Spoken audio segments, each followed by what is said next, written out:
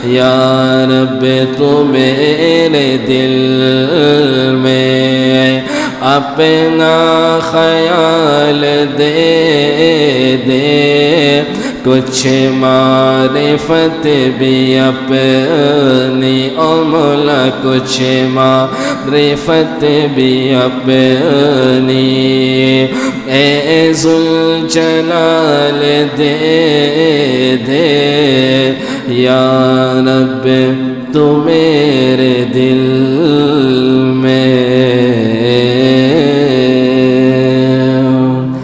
آمین۔ الحمدللہ رب العالمین، الصلاة والسلام على رسوله محمد وعلى آله وصحبه أجمعين۔ اللهم ربنا آتنا في الدنيا حسنة وفي الآخرة حسنة وقنا عذاب النار۔ الہ العالمین، جو کچھ پڑھا گیا، سنا گیا، کہا گیا، اس پر عمل کی توفیق عطا فرما۔ حضور علیہ السلام کی سیرت پر عمل کی توفیق عطا فرما۔ آپ کی سیرت کو الہ العالمین اپنی زندگیوں کے اندر لاگو کرنے کی توفیق عطا فرما۔ ایمان کی محبت ہمیں نصیب فرما، ایمان کی لذت ہمیں نصیب فرما، عبادات کی لذت ہمیں نصیب فرما۔ اس کلمہ طیبہ کے مطابق زندگی گزارنے کی توفیق عطا فرما، اس کے تقاضوں کو پورا کرنے کی توفیق عطا فرما۔ ہماری مائیں بہنیں یہاں تشریف فرما، الہ العالمین ان کے تمام جملہ امور کو اپنے غیب کے خزانوں سے حل فرما، ان کے تمام جملہ مسائل کو حل فرما، ان کے پریشانیوں کو حل فرما۔ کسی کے اولادیں نہیں، الہ العالمین ان کی جھولیوں کو اولادوں کی خوشیوں سے مزین فرما، نیک صالح اولادیں عطا فرما۔ کسی کے رشتوں میں رکاوٹیں ہیں، الہ العالمین ان کے لیے آسانی پیدا فرما، اچھے اور نیک جوڑوں کا انتخاب فرما۔ کسی کے رشتے ہو چکی ہیں، گھروں میں ناچاقیاں ہیں، الہ العالمین ان گھروں میں اپنی خاص برکتیں نازل فرما۔